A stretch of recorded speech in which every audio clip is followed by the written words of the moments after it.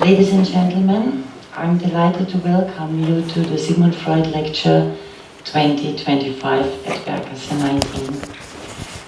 We are pleased that all members of our advisory board who nominate the Freud Lecturer every year, they come from New York, Lviv, St. Petersburg, London, Paris and Tehran, are here today, as well as our chairman of the supervisory board, Dr. Franz Jokovic. But one person who has always been present at the Freud lecture over the past decades, Rudi Dirisamer, our former chairman of the management board and member of the supervisory board, who played a key role in the development of the museum and who passed away a few weeks ago, will be sorely missed by us today. So I would like to ask you to observe a minute's silence in his memory.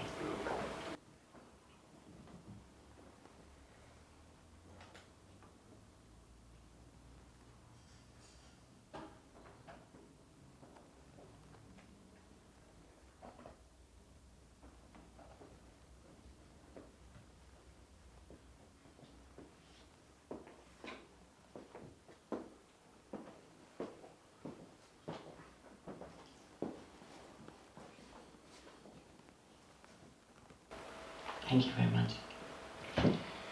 For some years now, we have been able to hold this important annual event at the very birthplace of psychoanalysis, where Freud lived and worked almost half a century before fleeing the Nazi regime. And even if we have to accept a limited number of seats, as we can see especially today, it seems important to us to pay homage to the genius loci of this place with the festive lecture on Freud's birthday on 6th of May.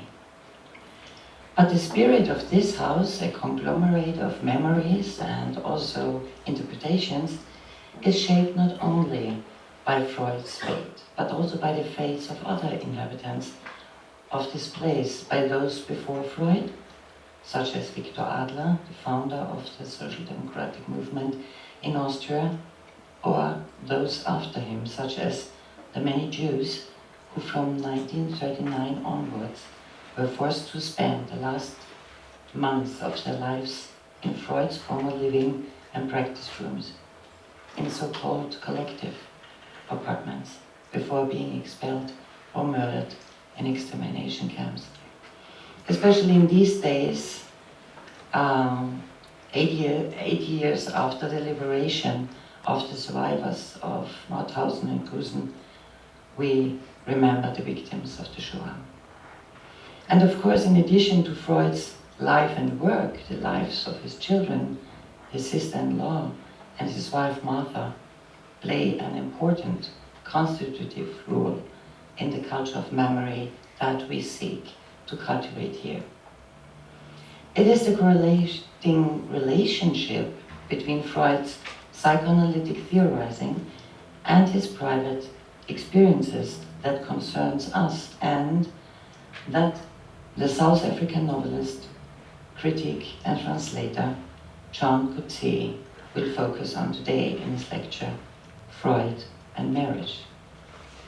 But before we will have the honor to hear John Coetzee, our advisory board member, Rubén Gallo, who teaches Latin American literature at Princeton University and who is affiliated there with the School of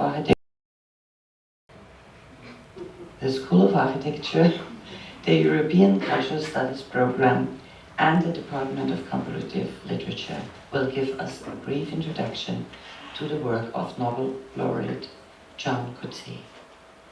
And before I hand over to Rubén now, I would like to thank all our supporters who made this event possible, especially the Monika Insurance Group and the City of Vienna Department for Scientific and Cultural Affairs.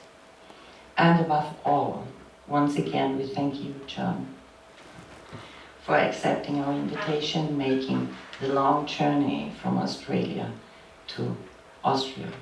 It is a great honor and pleasure to have you here today, and please join me in welcoming John Coetzee again and his family warmly at Berggasse 19, the origin of psychoanalysis. Thank you.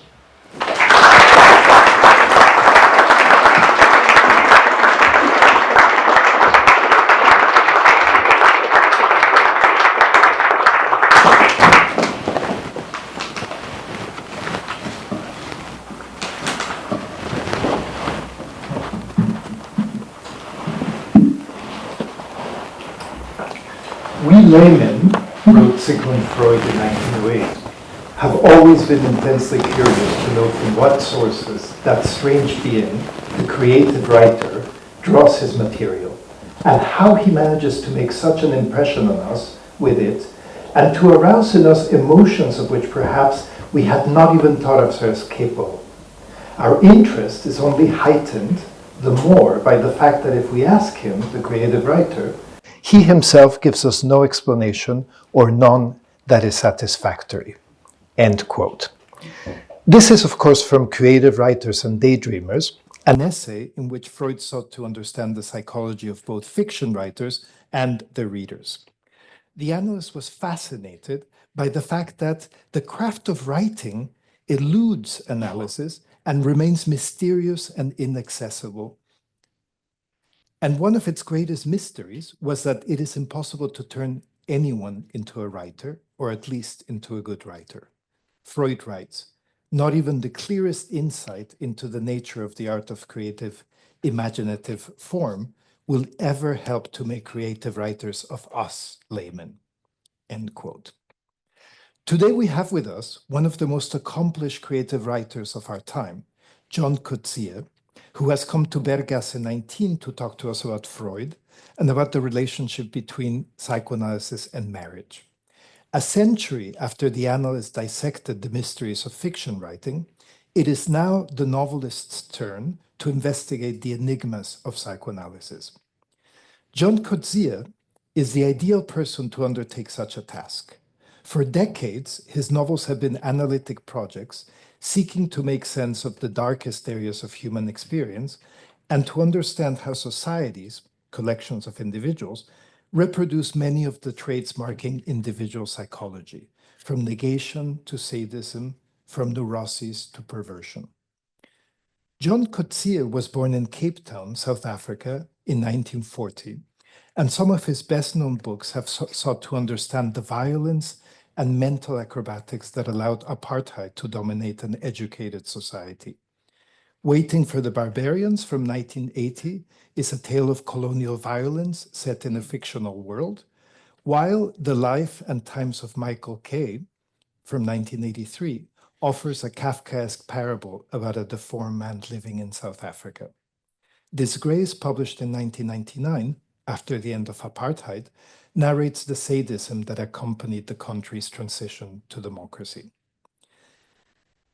In his professional life, John Coetzee has tried his hand at many trades. He has been a university professor, a translator, a linguist, and a computer programmer. He has sought to make sense of the various chapters of his life in autobiographical books, sometimes written in the third person, which include Boyhood, Scenes from Provincial Life, published in 1997, Youth from 2002, which focuses on the years he spent in London as a colonial subject, and Summertime, completed in 2009. There are also other autobiographical elements in Elizabeth Costello, a 2003 novel about an aging writer and early feminist who receives invitations to lecture around the world. Taken together, these works serve as a form of self-analysis, much like the interpretation of dreams did for Freud. John Coetzee grew up between two languages, English and Afrikaans, and from an early age he became interested in the position of the linguistic outsider, and also in the question of what constitutes a mother language, what makes a mother tongue. In recent years, he has developed an interest in the Spanish language. Between 2015 and 2018, he ran a seminar in Buenos Aires that brought international writers to Argentina. Spanish also plays an important role in his novels from the past 2 decades. The Childhood of Jesus from 2013 tells the story of a boy who arrives in a new country and must learn to speak Spanish. This was followed by The School Days of Jesus in 2016 and The Death of Jesus in 2019. One of his recent works, The Pole from 2023, is set in Barcelona, and Spanish plays a key role in the plot. His most recent publication, Speaking in Tongues, co-authored with Argentinian translator Mariana Dimopoulos, explores the mysteries of translating narrative fiction across languages. One of the motivations for this book was, the author tells us, quote, a new interest in hearing how I sounded outside the English language, end quote. Several of Coetzee's books have been published in Spanish before they have been released in the United States or the United Kingdom. The Pole, for instance, was first released in Argentina. The symbolism of publishing in the South before the North is important to me, the author once declared. Coetzee is also an animal rights advocate, and in The Lives of Animals from 1999, he blends fiction and philosophy to explore how rational human beings can tolerate the murder and exploitation of other beings. This hybrid form of writing is also present in the 2007 Diary of Bad Years, which includes political and ethical reflections on figures ranging from George W. Bush to Tony Blair. John Coetzee has been the recipient of the world's most important literary awards, including the Jerusalem Prize in 1987, the Man Booker Prize twice in 1983 and in 1999, and the 2003 Nobel Prize in Literature. He is a fellow of the Royal Society of Literature and the recipient of many honorary doctorates, including one from the Universidad Iberoamericana in Mexico City.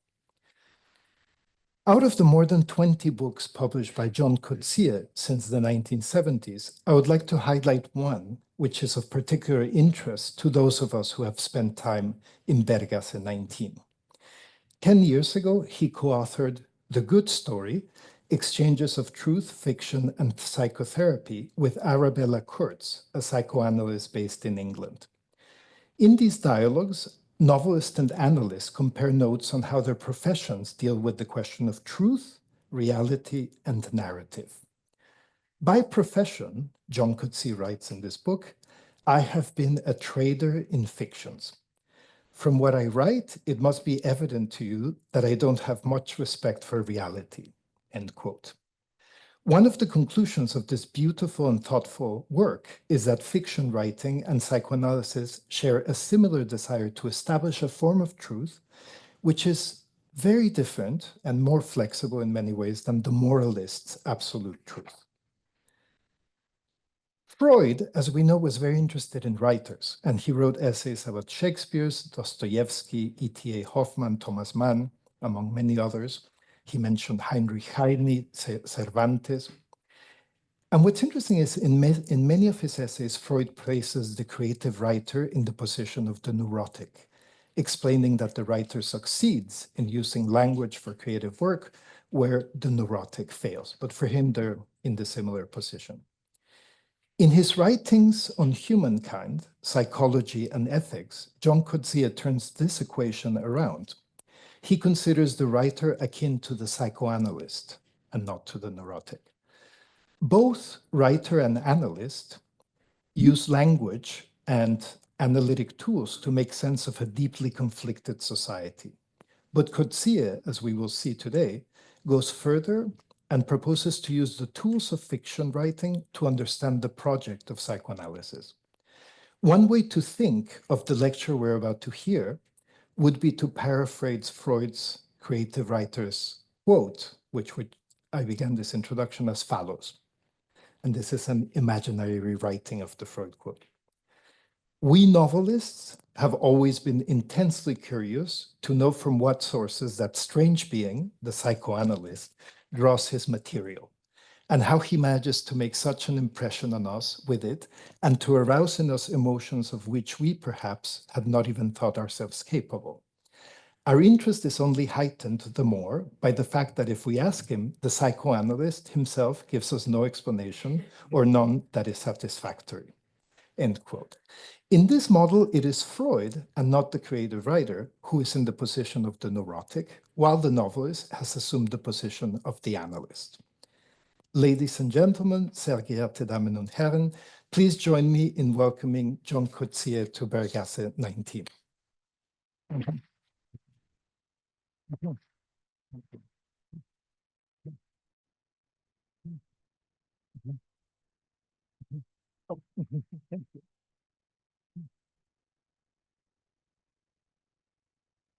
Thank you very much, Monika, and thank you, Rubén, for the introductions. Let me, while I have the opportunity, thank the museum's organizing committee for inviting me to give this year's Freud lecture. Why they invited someone who really knows nothing about psychoanalysis to give the lecture, I can only guess.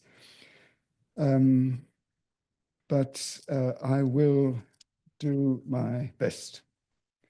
Let me also, while I'm here, thank family members and friends from all over Europe who have come all the way to Vienna to be here. The title of the lecture is Freud and Marriage. Sometimes a cigar is just a cigar. Sometimes a lecture entitled Freud and Marriage is just a lecture on Freud and marriage. But who am I, the speaking subject, to insist that this particular cigar is just a cigar, that this lecture on Freud and marriage is just a lecture on Freud and marriage? Standing before so many Freud scholars, surely I must be aware that the more I insist that the cigar is just a cigar, the louder ring the alarm bells. At the beginning of his career, when positivism was the orthodoxy in the human sciences, Sigmund Freud described sexual desire as a disturbing and indeed unpleasant state of nervous excitation. Orgasm offered temporary relief from such excitation, a way of returning the nervous system to its earlier steady state. Behind this way of understanding sexual desire looms the figure of Arthur Schopenhauer, to whom the desires that we naively think of as our own are in fact a mechanism used by a cosmic will or life force to reproduce the race. And both Schopenhauer and Freud, I would guess, had at the back of their minds an observation attributed to Aristotle, but usually quoted in Latin: post coitum omne anima triste. After intercourse, every animal feels sad. Sad or disillusioned. Post coitum, when the nerves jangled by desire are briefly restored to rest, every animal has a flash of recognition that it has been caught up in an illusion. This impoverished account of sexual desire, and impoverished is my own considered word, which observes while two human bodies interact, but does not see it as its task to reflect on the illusion that drives those bodies, was in 1920 the best short description that a positivist science of sex could offer: a cycle of excitement rising to a crescendo, followed by release, followed by an ominous build-up of excitement again. Late in life, Freud relaxed his ambition to be recognized as a scientist, respected by the worldwide scientific community. One can imagine that at this juncture, liberated from the bonds of positivist scientific methodology, He might have wished to retrace his steps and reconnoiter afresh the territory of sexual desire, but he chose not to. A writer he greatly admired, Romain Rolland, challenged him to investigate as a psychologist those feelings of mystic communion with creation that could be encountered in all cultures. Freud declined the challenge. I cannot discover this oceanic feeling in myself, he replied to Rolland. When Freud said that he had never experienced the oceanic feeling, was he tacitly admitting to Rolland that he had never experienced it in bed with his wife, Martha? Did Rolland regard sex as one of the entry points into the oceanic? And did Freud expect that his admission, never to have experienced the oceanic, would be understood by Rolland as covering all sides of life, including the sexual?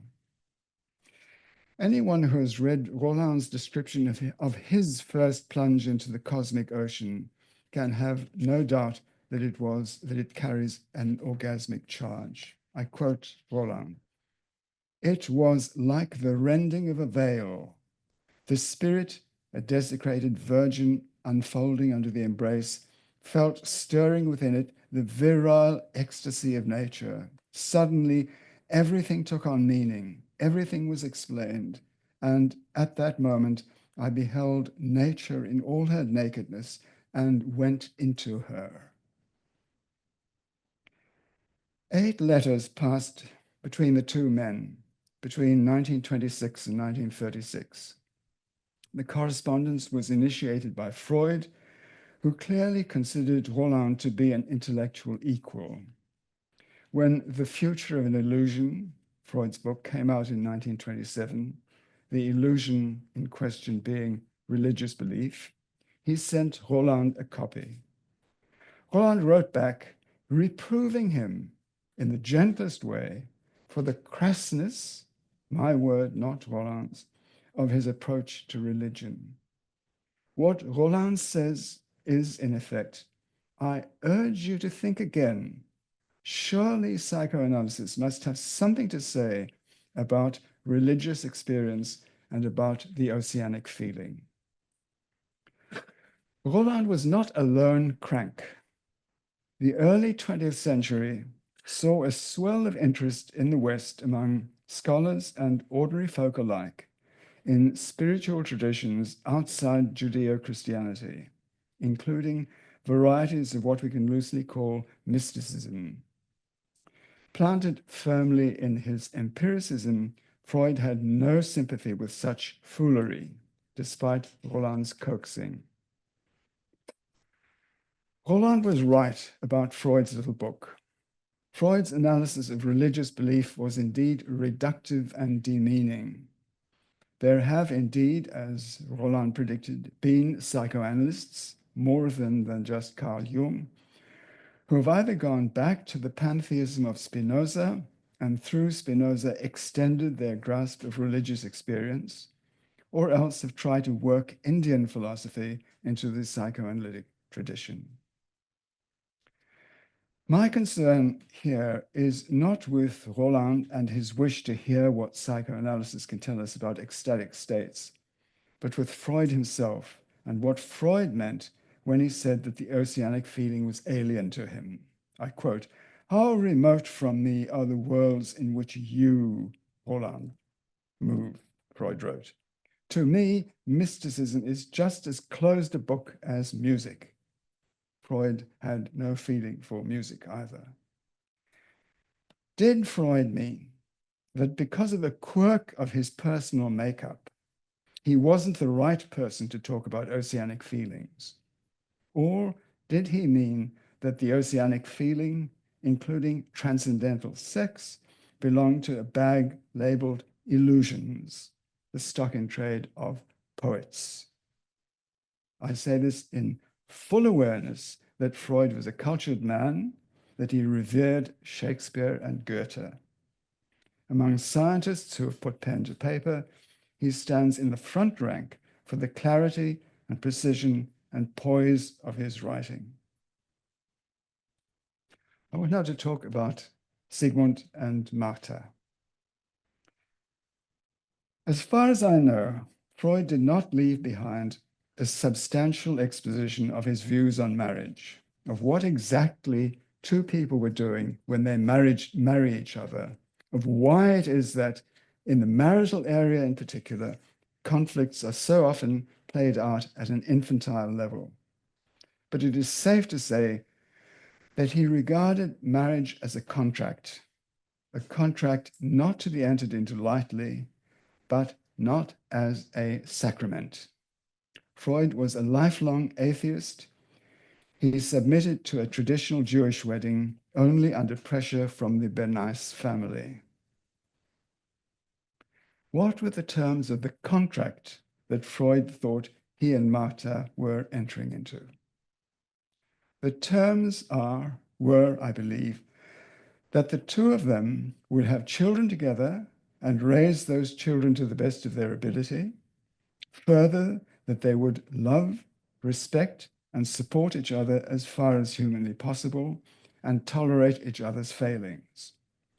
Both accepted, I believe, that as husband and wife, their roles in the marriage would be different but complementary. Thus, for example, I don't think Sigmund found it strange that household affairs should be organized in such a way that he would be free to work at his desk until 1 p.m., at which hour he would rise and throw open the door to the dining room, where his wife and children would be seated, waiting his advent, with a 3-course meal prepared to his liking. That is to say, he, Sigmund, would devote himself to his great work, while Martha would run the household, manage the servants, and see to the children's needs. Whether Sigmund believed, in addition, that in marrying each other, he and Martha had ceased to be two individual human beings and had become something else, something superseding individuality, something that the book of Genesis calls one flesh, I doubt very much. Freud was an acute reader. My guess is that he understood becoming one flesh as a compact, well-turned metaphor that brought together, on the one hand, the ecstasies of the sexually conjoined couple, with, on the other hand, the forthcoming fruit of their sexual union, namely a new enfleshed being with elements of both parents. He understood the metaphor fully, but only as a metaphor, not as the real thing. He did not believe that by the act of exchanging marriage vows in the house of God, he and Martha had become a mystic two-in-one. Nothing I've read from Freud's hand leads me to believe that he thought the word transcendent had any application to what happened between himself and Martha in the marital bed. In his letters to Roland, I believe Freud spoke the truth of himself as he understood himself. What Roland called the oceanic feeling and did his best to describe, what I am here calling transcendental experience, had throughout his life been alien, unknown. If such an oceanic feeling could be said to exist, whatever exist means in such a context, he was closed off to it or had closed himself off to it. Furthermore, from her letters and what I've read about her in the biography by Katja Behling, I doubt that Martha had it in her to usher Sigmund into such experience. Martha, the woman he held in his arms in the dark and called mein süßes Engelmädchen, not against all the resistance that he, the world's great expert on resistance, would have offered. Freud was skeptical about the durability of passion. In a good marriage, I'm putting words in his mouth, erotic passion coexists with tenderness, Zärtlichkeit. Of the two, tenderness has a better chance of enduring. Therefore, in a marriage, it is prudent to cultivate tenderness, keep it alive. One might feel free to conclude the whole discussion of Freud and transcendental experience by saying it takes all kinds to make a world. The kind who find it easy to have oceanic feelings and the kind who find it impossible, and leave it at that. But not if one is a psychoanalyst. Roland was right. Surely it is the duty of a psychoanalyst, an investigator of the movements of the psyche, to ask why some people find it easy to have such feelings and some people find it impossible. Or, alternatively, why some people yield to such feelings and some people resist them. Or, alternatively, why some people say they have had such feelings and some people deny that they have ever had them. Or, so it seems to me, coming to psychoanalysis from the outside. The love letters that passed between Sigmund and Martha fill 5 fat volumes. I have not waded through all those letters, but in the superficial reading I've done, I've been struck by the absence of a topos that is common in love talk, the topos of fate. You and I were fated to love each other. Fate brought us together. The closest Freud ever comes to talking about fate, about being directed by a force outside his control, comes in a letter of 19th June 1885, late in the engagement, where he tells Martha that from the moment he laid eyes on her, he was compelled, gedrängt, to pursue her. Compelled by what, one might ask? The earliest Western exposition of the topos of fated love is to be found in Plato's Symposium, where Aristophanes retells the fable that once upon a time, we human beings were male and female in the same body, and therefore untroubled by desire for any other. Then, as punishment for some transgression, the gods split us in two. And ever since then, it has been our fate to crisscross the world, hunting for our unique, missing other half. After meeting the girl of his dreams, after hearing this and bearing this fable in mind, any young man might have thought to himself, given how many millions of young women there are in the world, how lucky I am to have met at a party given by my sister here in Vienna, none other than my missing other half. Surely some higher force, some fate must have brought us together. Any young man might have thought so, but Sigmund. Sigmund does not think in terms of luck, of fortune, of higher forces, of fate. He thinks in terms of inner forces, forces acting within the organism. Which raises the following question. If Sigmund thought it was metaphysical nonsense that Martha Bernays was the unique missing other half to whom fate had led him, if he believed either that it was by random chance that he and his beloved found themselves in the same room, or else, more rationally, that the probability was high that he would find a suitable bride in the social circle of middle-class Viennese Jewry, what were the forces within him that made him single out Martha to pay court to fall in love with, and eventually to marry? This question belongs to the chapter in the Handbook of Psychoanalysis called Object Choice. On what object does a junior physician in Vienna, who happens to be looking for a wife with whom to start a family, but who is at the same time a vigorous young male with hormones racing in his blood on the prowl for a sexual mate, on what human object does his gaze settle? If it isn't fate that has led him to Martha, what exactly are the forces, predilections, urges, obscure and not so obscure, that are acting within him, making him settle on her and not, for example, on her sister Minna, or on the thin blonde girl sitting by herself over there by the window.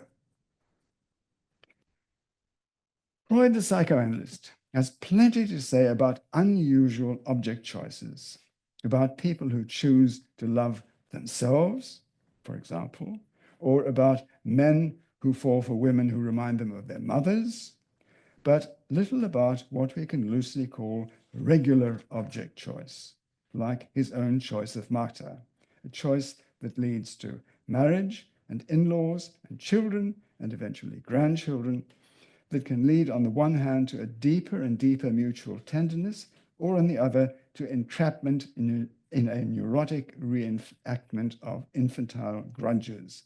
And that is, without a doubt, the most consequential, conscious choice that an adult human being will make in his or her life, if that is indeed what it is, a conscious choice. The little Freud does say about the regular case is that once the layer after layer of surface elaboration has been stripped away, one chooses one's love object with a view to having sex with him or her. In other words, he doesn't question the Schopenhauerian or Darwinian reading that it is ultimately a matter of genes looking for a way to perpetuate themselves. The loaded term in this account is, of course, choice. Is our choice of sexual partner entirely free? Is it entirely our own, or are we driven by forces within us that are forever inaccessible to consciousness?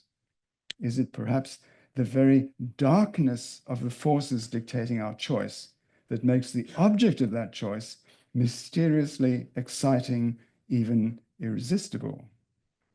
Freud's lifelong bafflement about women, or pretended bafflement, is notorious. What is it that women want? Is it possible that it is an obscure sense that our choice of love object is made not only by us, but also for us by forces outside our control, which creates the deep ambivalence that Freud diagnosed in love, that the more we love the beloved, the more we hate her. As he would observe years later with the wisdom of old age, the logical laws of thought do not apply in the id, and that is true above all of the law of contradiction. Contrary impulses exist side by side without cancelling each other or diminishing each other, end quote. When Sigmund and Martha first met at that party in the spring of 1882, Martha was not emotionally unencumbered. He might at first sight choose her to be his love object, but it did not follow that she would reciprocate. First of all, she came from a wealthy family and was used to a comfortable life, whereas he was penurious, struggling to find a foot in his profession. Secondly, there were at least two other young men who had an eye on her. One, Max Meyer, was a musician. The other, Fritz Wahler, a painter. There was also an older man in the background, Ugo Kadisch, a businessman to whom she had nearly got engaged.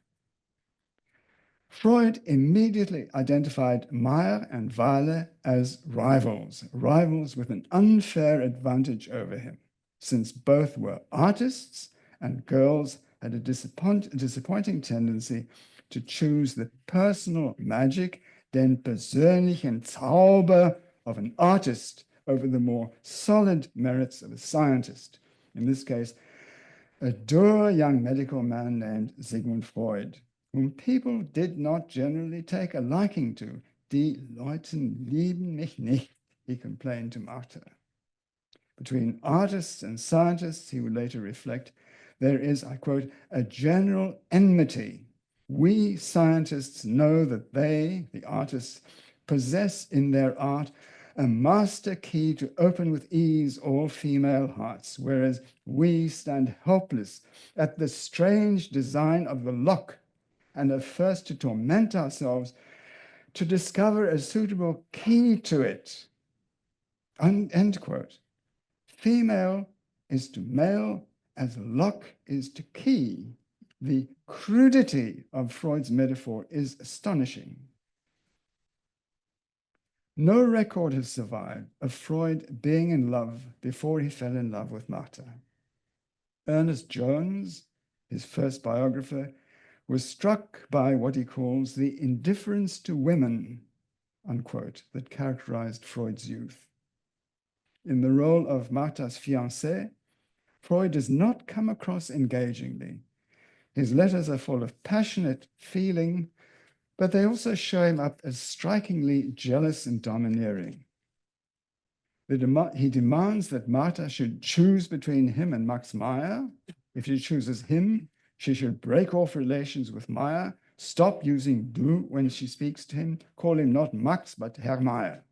As for Fritz Wahle, he, Sigmund, used to be friends with him, but henceforth he is going to treat him as an enemy, ein Feind. Once Martha has promised herself to him and him alone, he demands that she tell him everything about herself, everything. She must keep a secret diary, eine geheime Chronik, in which she will record her most intimate thoughts. He will keep a diary too. They will regularly exchange diaries. A book could be written about the craze among 19th century lovers for exchanging intimate diaries, for confessing their innermost thoughts, their most shameful acts. More often than not, the diary business led to misery. Leo Tolstoy made his wife-to-be read his intimate diary. It took Sofia months to recover from the shock. I doubt that she ever forgave him. Freud called the exchange of diaries equal. He got to read Martha's secrets, she got to read his. Each appeared naked before the other. What could be more equal than that? But the game was not in fact equal. He made up the rules of the game, she obeyed them. The effect of the continual pressure put upon her by Sigmund, writes Martha's biographer, was, I quote, to undermine her sense of self-sufficiency and spirit of opposition, end quote. I quote Freud, I will believe that you really love me when I am satisfied that you have adopted my way of seeing things, end quote. It is possible to come away from reading the Brautbriefe, the first volume in particular, severely disappointed in Freud. In his letters, writes one commentator, he often sounds like an out-of-control teenager or a child throwing a temper tantrum, unquote. Years later, Freud would write a paper distinguishing between what he calls normal jealousy on the one hand and various forms of neurotic jealousy on the other. One wonders how normal he considered his own behavior toward Martha to have been. In the interest of fairness, let me say a few words in defense of the Freud of the Brautbriefe. Number one, permission for the publication of the correspondence was given by Anna Freud decades after her parents had departed this life and shortly before her own death. Sigmund, and maybe Martha too, would never have agreed to it. Freud was a very private man. In his autobiographical study of 1924, he displays a steely determination to permit the reader no glimpse of his private life. And number two, by the nature of things, the correspondence between Sigmund and Martha came to an end the day they set up house together. We don't and never will have the same access to the intimacies of their marriage as we have to the intimacies of their courtship. By all accounts, their marriage was a success. Freud did not find being married to Martha, sharing bed and board with her, a disillusioning experience. He did not find it disillusioning because he had a shrewd idea beforehand that coming into actual possession of the beloved, die ferne Geliebte, will 9 times out of 10 be a letdown, probably on both sides. He had, so to speak, inoculated himself against disillusionment. And therefore, and here I speculate, he had the good sense not to punish Martha for something he knew was not her fault, namely that she was not his fantasy ideal.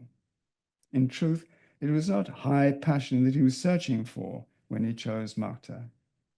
When their daughter Matilda confessed at the age of 21 that she was fearful of being left on the shelf, I don't know, it's just a British idiom, fearful of being left on the shelf, he wrote consolingly to her, I quote, "The more intelligent among young men are sure to know what to look for in a wife. Gentleness, cheerfulness, and the talent to make their life together easier and more beautiful," end quote. And he might have added, "That was what I looked for in your mother." As for the sexual side of the marriage, Freud would, after a quarter of a century, look back and make the following bleak observation, quote, "It is my belief, however strange it may sound, that something in the nature of the sexual instinct itself is unfavorable to the realization of complete satisfaction," end quote. I take this observation to reflect his own experience, post coitum omne animal triste. I take it too in conjunction with his later realization that the oceanic feeling was simply alien to him. In his book on Freud, Peter Guy notes that sex between the Freuds was colored by Sigmund's, I quote, "marked distaste for all known methods of birth control. Contraceptives," I quote, "impair sexual enjoyment and disturb the finer susceptibilities of both partners," he decided. After the birth of their sixth child in 1895, he and Martha turned to abstinence as a means of birth control and slept apart. At times, Freud seems quite proud of having cut down on sex. He wrote, "Only a minority," of whom he was, of course, one, "succeeds in mastery," by which I think he means self-mastery, "through sublimation, through the deflection of sexual instinctual forces to higher cultural aims," end quote. At other times, however, the premature curtailment of his sexual life seems to have been a source of regret to him. There are no grounds for believing that Freud was ever unfaithful to Martha, even though after he became famous, he was besieged by attractive and intelligent women wanting to be psychoanalyzed by the master. He seems to have resisted all their charms. Jones calls him, quote unquote, "remarkably monogamous." In a letter dating from 1915, Freud writes, quote, "I stand for an infinitely freer sexual life than is permitted by the social code, though I myself have made very little use of it," end quote. Very little use, perhaps no use at all. The proof of a bad marriage is usually manifested in the unhappy lives of the children of the marriage. The Freud children had the most affectionate and liberal of upbringings. They went to school, they did their homework, they loved their parents, and they turned out well without exception. What further proof do we need that Sigmund and Martha were a good couple? Third point in defense of Freud. Freud made it clear that the kind of mate he was looking for was, I quote, "someone delicate whom I could take care of," unquote. Taking care of your young bride, molding her into the form you want, instructing her in what to think and what to feel and how to behave, was not an unusual project for educated middle-class men in 19th century Europe. Freud was never a modern man. He didn't use a typewriter. He didn't approve of girls riding bicycles. He didn't listen to the radio. Even after the Habsburg Empire had collapsed around him, he continued to live the life of an unashamed, old-fashioned bourgeois paterfamilias. Even being catapulted into celebrity did not change him. Neurosis, narcissism, the Oedipus complex, the ego and the id were suddenly, in the 1920s, part of fashionable talk.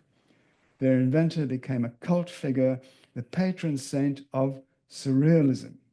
Freud was gratified, but essentially untouched. Martha survived Sigmund by 12 years.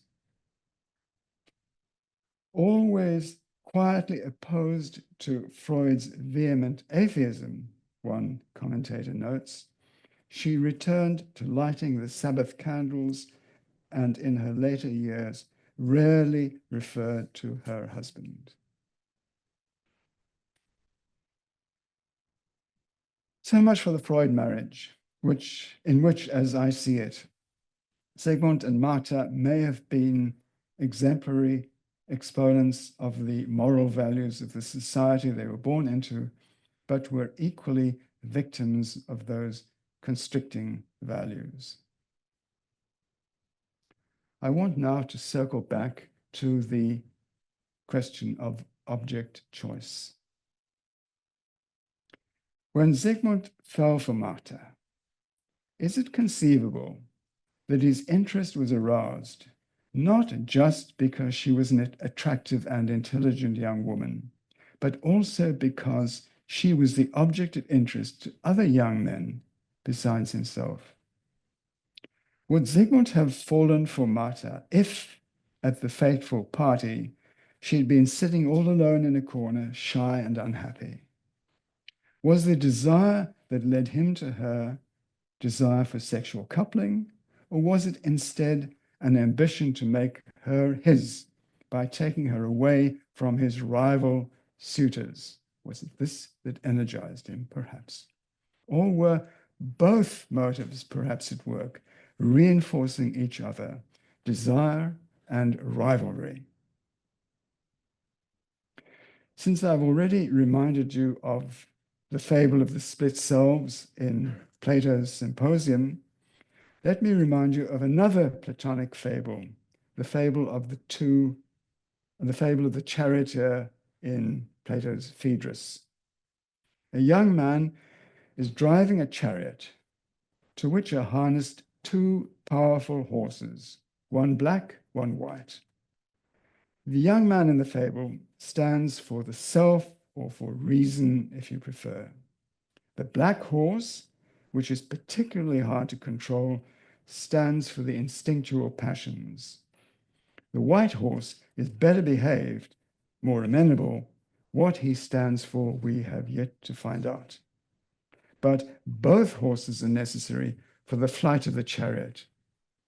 The task of the charioteer is to get them to pull in unison.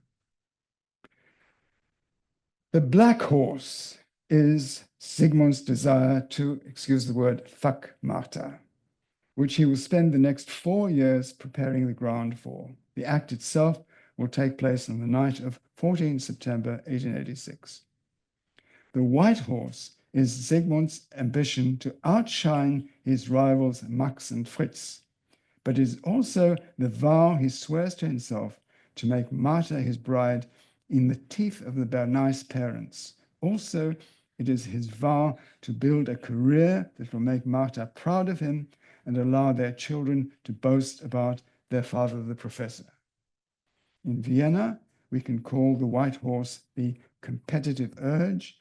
The Greeks had a fuller and more nuanced way of understanding its meaning.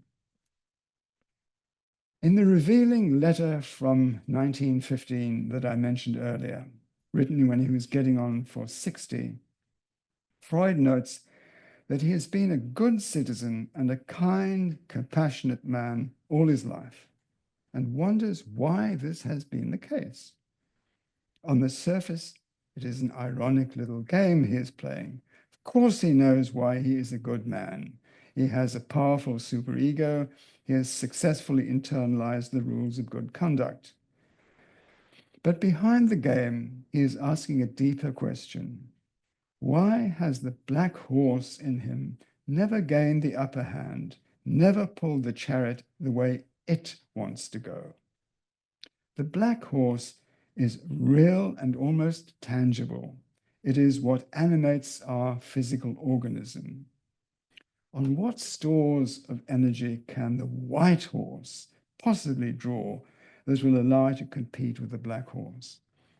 Compared with the energies of the black horse, what impels the white horse can surely be no more than an idea.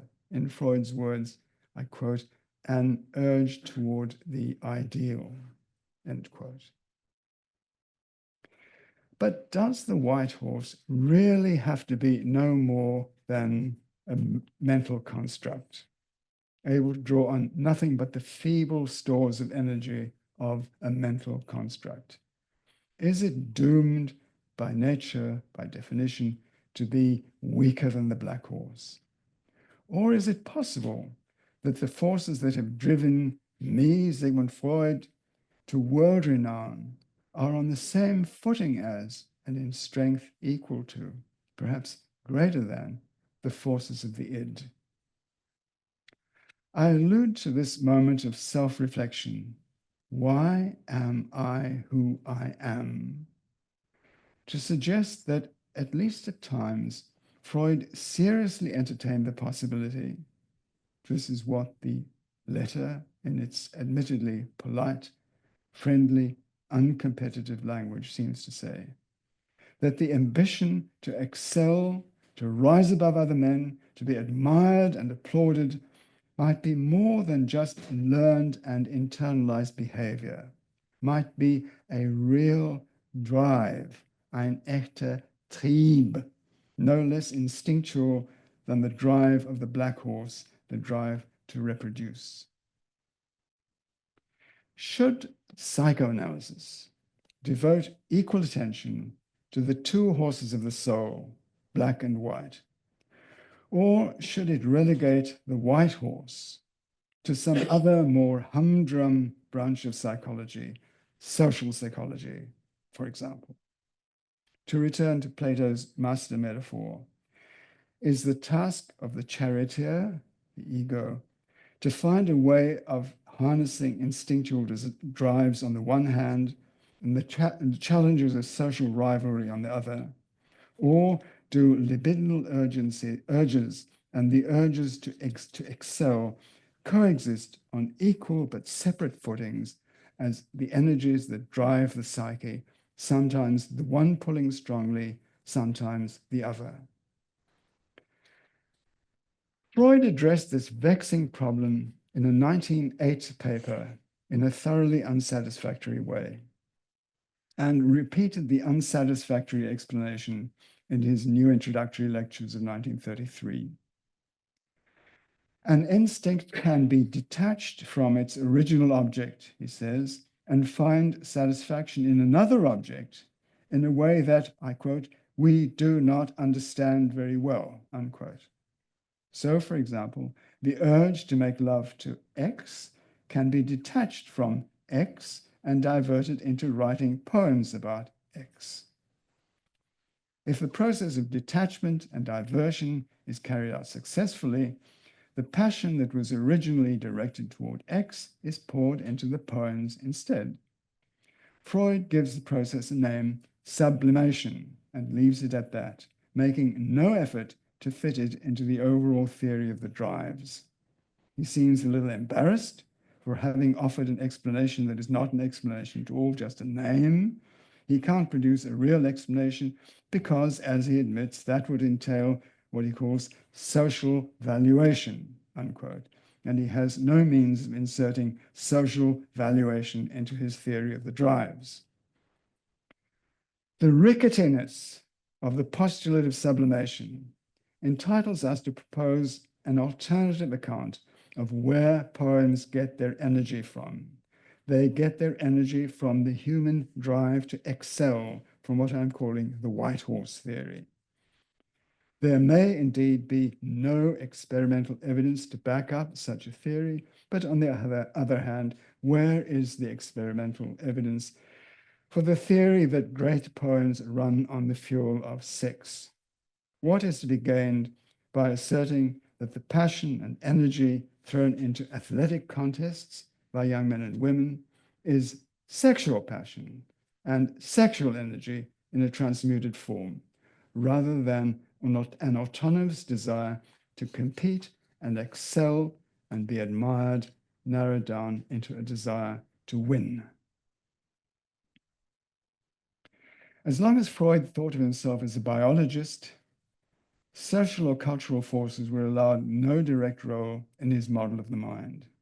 To the biologist, the energies of the psyche belong to the biological organism itself. Late in his career, Freud retreated from this strict biologism. His model of the mind, he conceded, a model he kept tinkering with, had the status only of a hypothesis, a, I quote, speculative superstructure, any portion of which can be abandoned or changed without loss or regret the moment its inadequacy has been proved, end quote.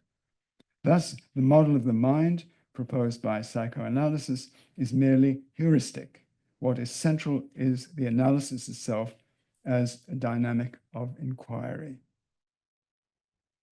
Taking my lead from this less rigid Freud and returning to the fateful party of 1882, let me suggest that we have a model of the mind in which A, young Sigmund's erotic desire for the young woman he sees and marks as his, and B, Sigmund's realization that there are other young men paying her attention, are at the deepest level intertwined.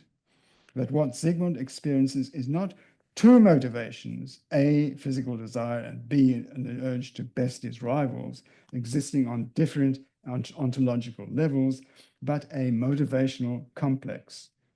To go back to the master metaphor, the chariot is drawn not by a real beast, the horse, side by side with a fantasy beast, a unicorn, say, but by two real horses.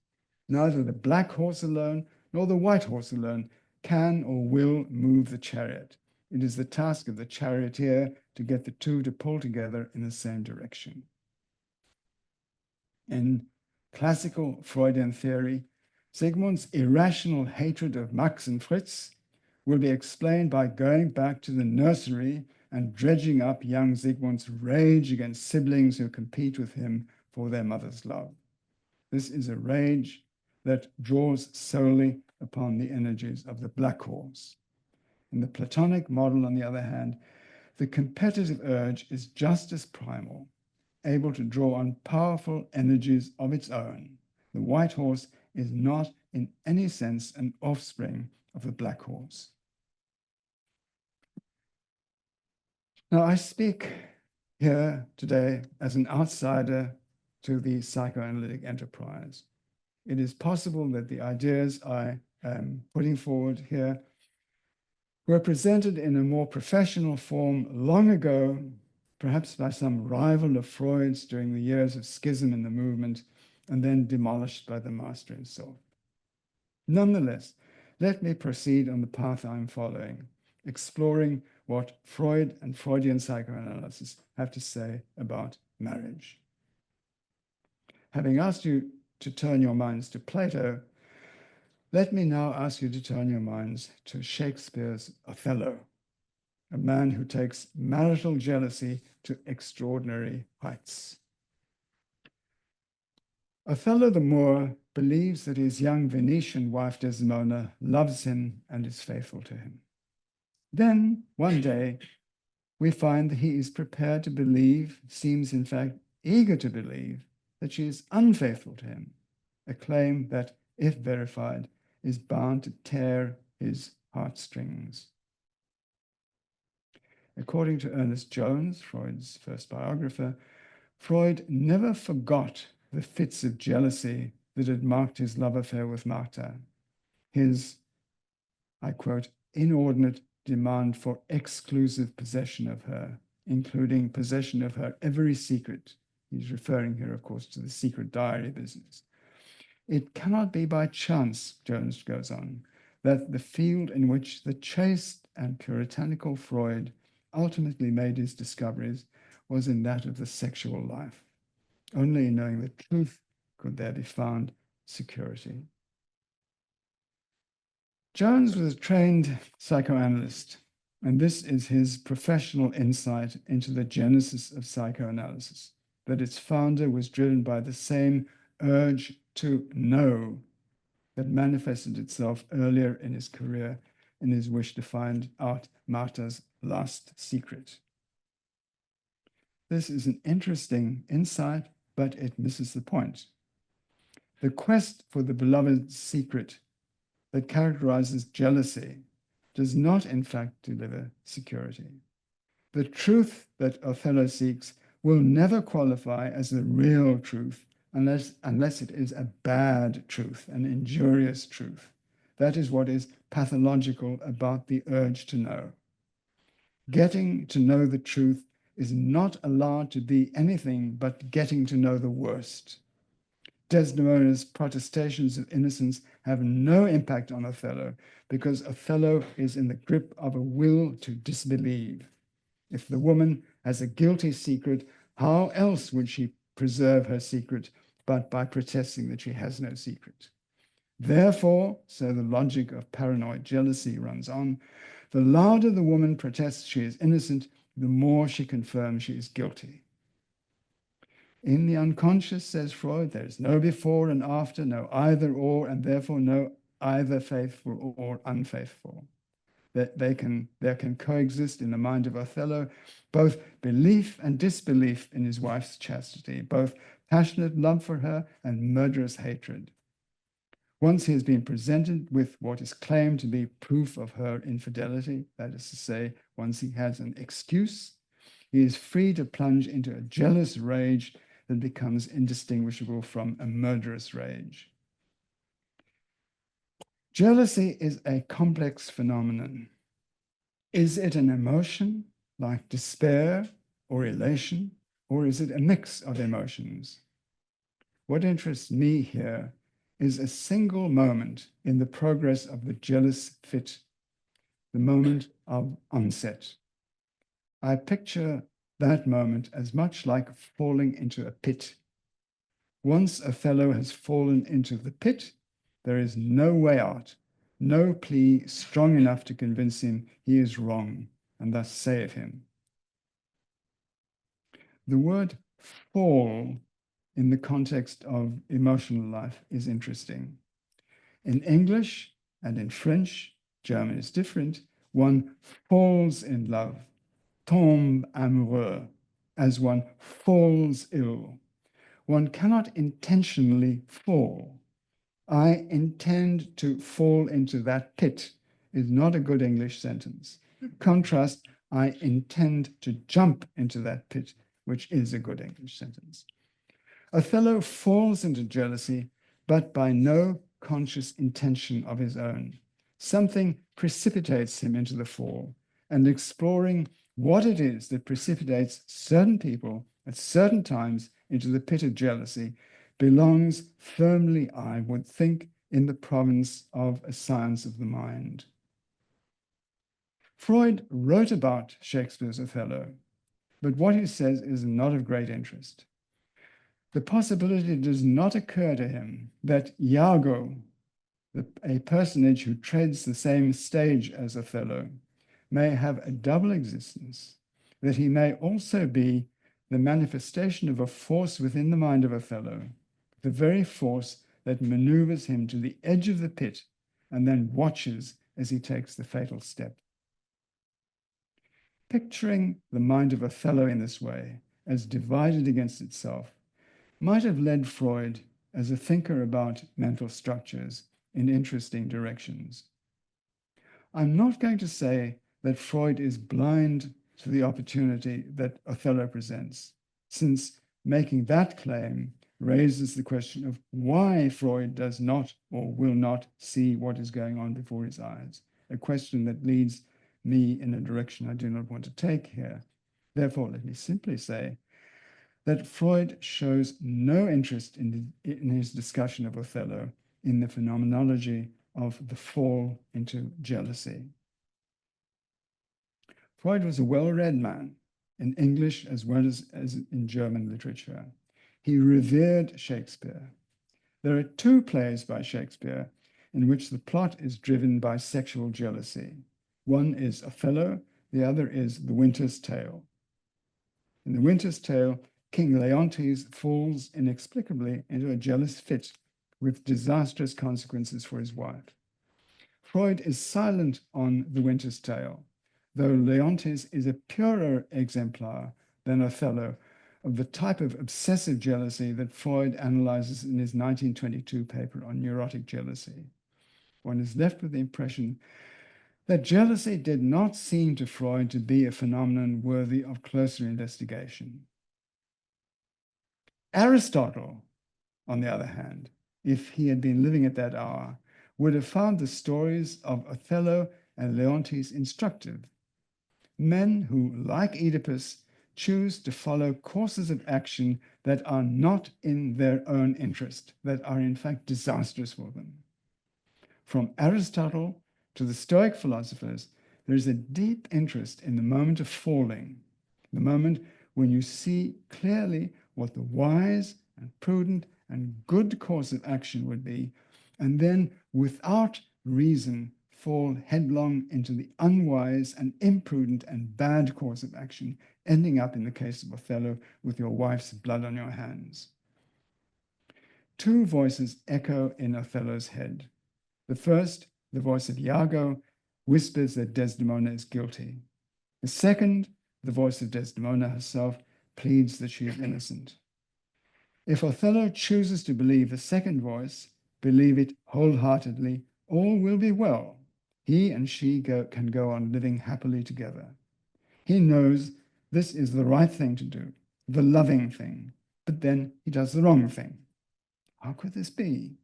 How are we to understand such moments, asks Aristotle, moments when we know the good, yet choose the bad? Can a disaster like this simply happen to us or befall us without being intended, despite our belief that we know ourselves and know what is good for us?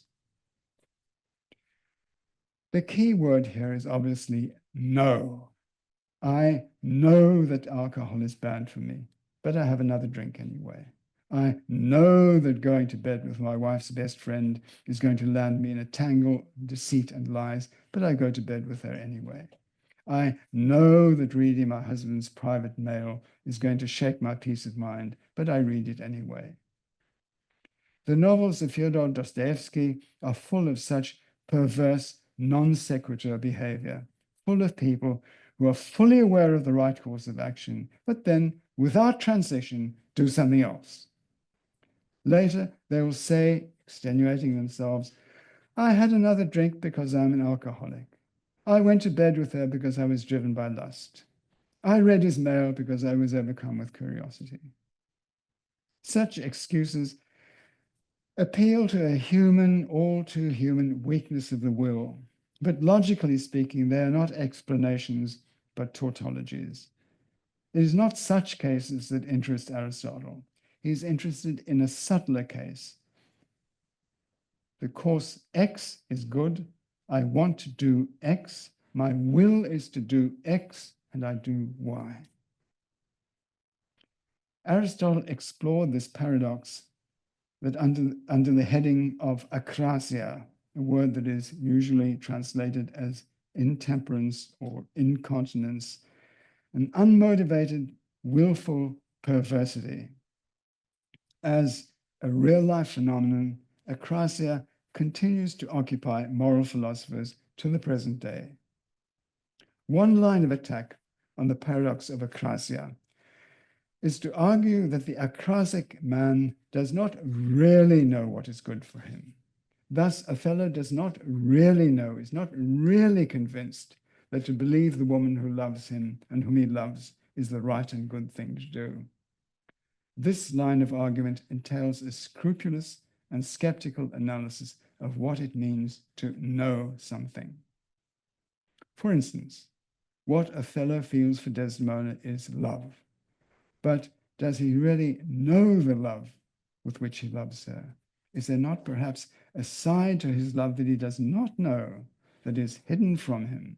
Is there not, in general, a side to passionate love that is hidden from the lover, or that the lover refuses to see?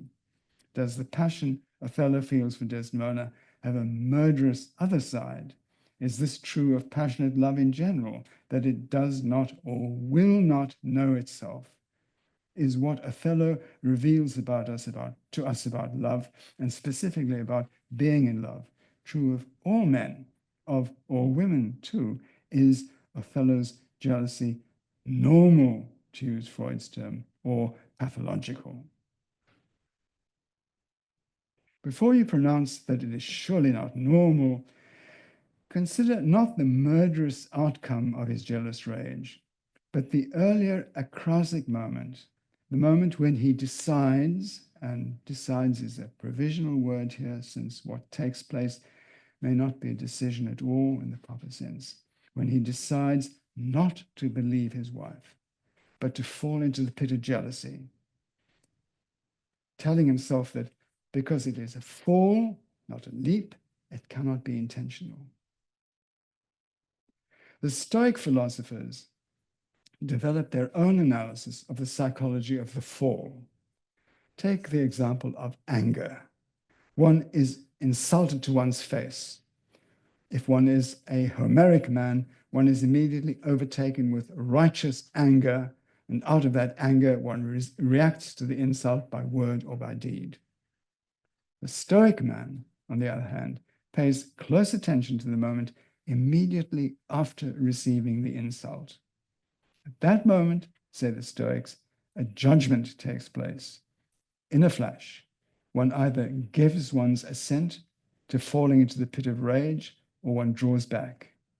Thus, to the Stoics, being overtaken with an emotional state, in this case anger, is never involuntary.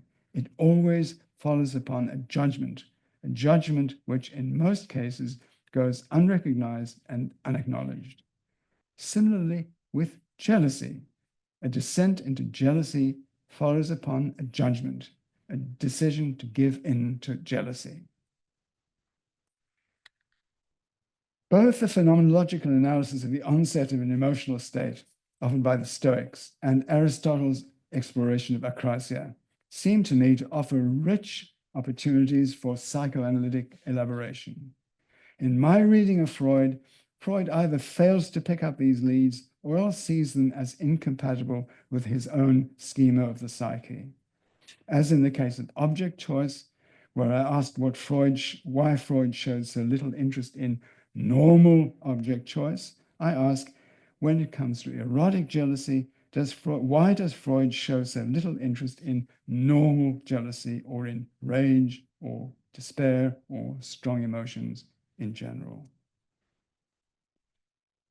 It happens that, far from being a peripheral issue in human psychology, jealousy is right now the subject of intensive research in universities across the world.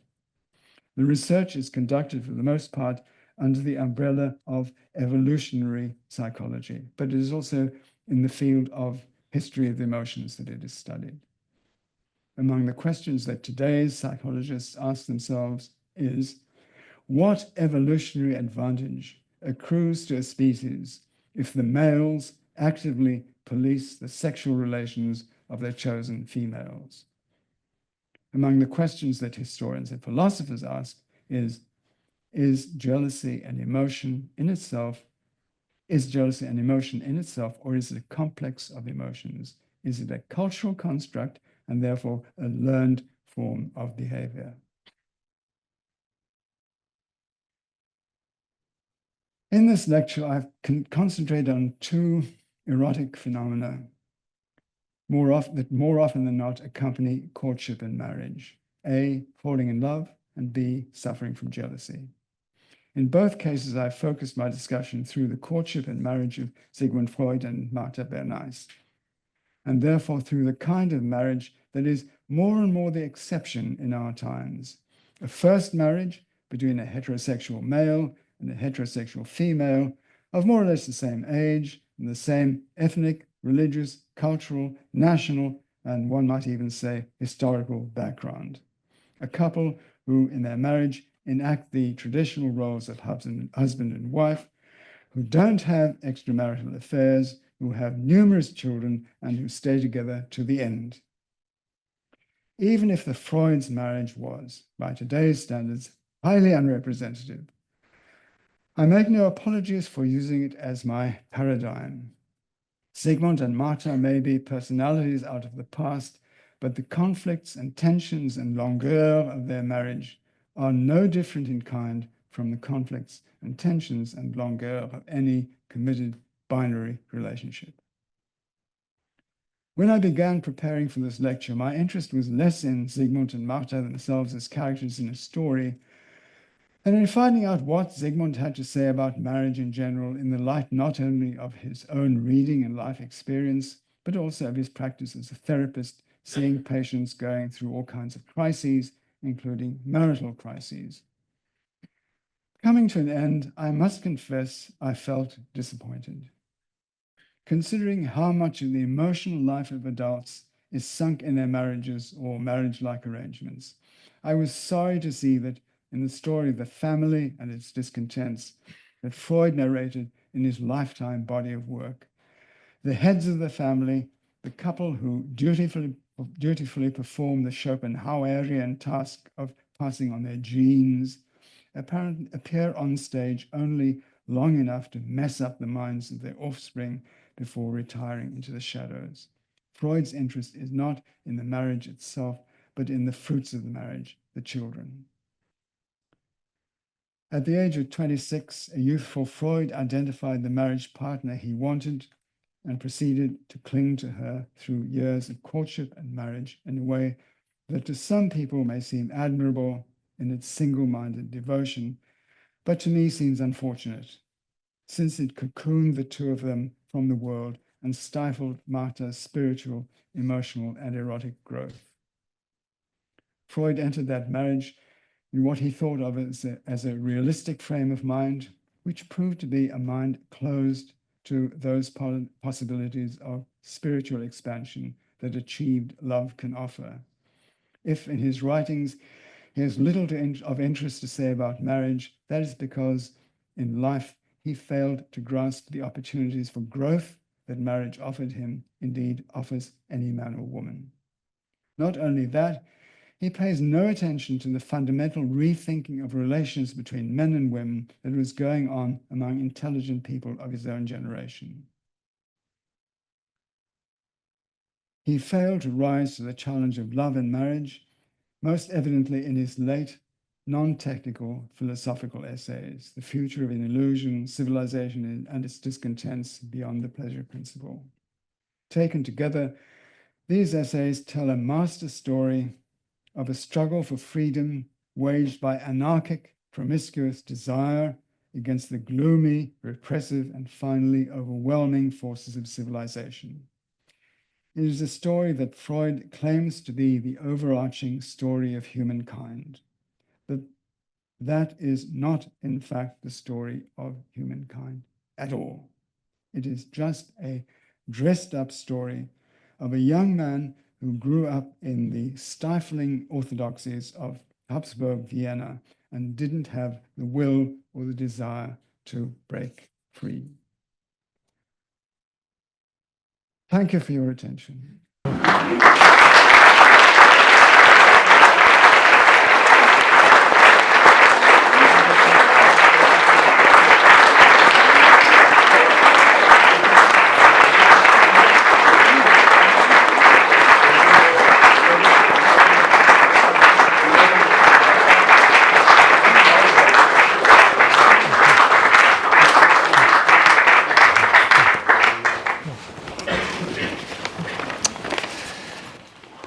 Okay, and John Coetzee has kindly agreed to respond to some questions that were submitted ahead of time.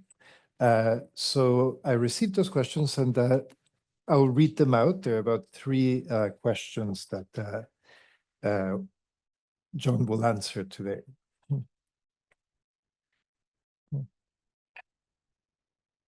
The first question is about jealousy. You describe Freud, the question says, you describe Freud as neglecting jealousy and despair in his theoretical work, yet his writings on paranoia, melancholia, and the mechanism of projection and splitting seem to presuppose a profound engagement with precisely those affective states. Could it be that Freud's analytic method resists a phenomenological framing, not out of disinterest, but out of a deeper ambition to trace how these emotions are constituted unconsciously as part of a psychic economy, rather than experience as immediate truths? Yeah, it's a very interesting question. I think the first thing to be said is that Freud fails to provide a phenomenological framing for descents into disturbed and disturbing emotional states, because from early in his career, perhaps even from his university days, he rejected such framing as unscientific. And I've never read anything by his professor, Franz Brentano, but my understanding is that the break between Freud and Brentano occurred precisely over this question. Secondly, I would repeat that what I suggest, let me repeat what I suggest in the lecture, that Freud does not take seriously enough the claim by the Stoic philosophers, for example, that affective states like the example they usually use is anger, that these states simply well up in us outside our control. The affective state that the Stoics were particularly interested in was anger. But their analysis can be equally applied, I think, to other affective states, including jealousy. Even though jealousy may actually be a complex of affective states or succession of affective states. And as I say, I'm not sure that Freud really ever took that possibility into serious consideration.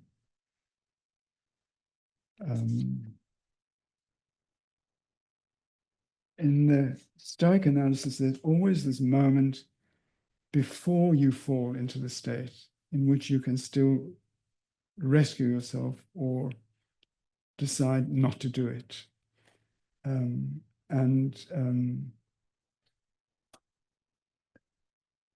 There's no concept of you can block the anger from overtaking you.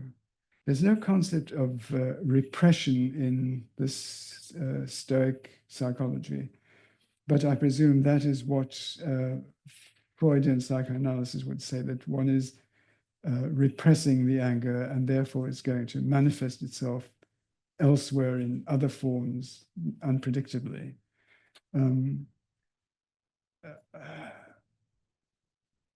I think at that moment, the Stoic analysis and the Freudian analysis simply, that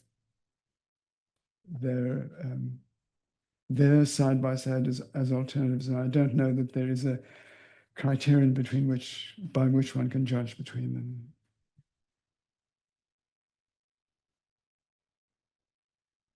Thank you. The second question. What struck me in your talk was the following sentence. I will believe that you really love me, he wrote to her, when I am satisfied that you have adopted my way of seeing things. Mm-hmm.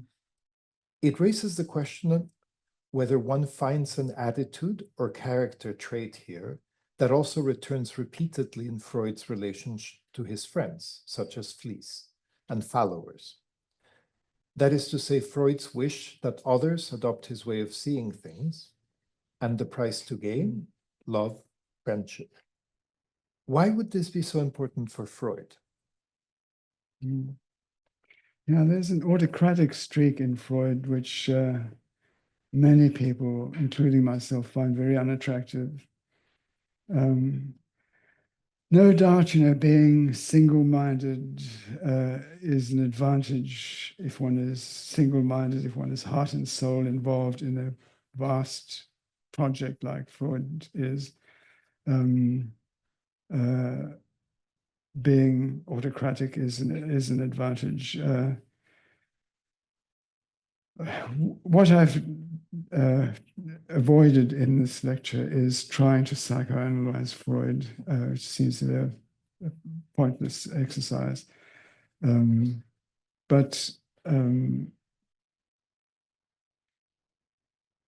what I have done is to look to his years of early manhood for examples of this intolerance towards other people's beliefs and ideas. Thank you. And one final question. I would agree that I would argue that Freud's understanding of love and marriage grew not solely out of his relationship with Martha, but out of his many patients and the many analysts who began as his patients. If he saw his relationship with Martha as, quote, not a bad solution to the marriage problem, end quote, are you suggesting that had he divorced or left her after six children and had affairs, etc., then his ideas would have been richer? Yeah, he really did say that. Martha was not a bad solution to the marriage problem. I don't know why. I'm going to take this as a question, about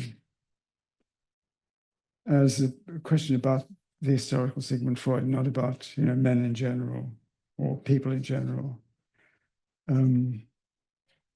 Would Freud's ideas have been richer if they'd left Martha and had lots of affairs? Well, my answer would be, I suppose, that if Freud had done so, he would not have been Freud.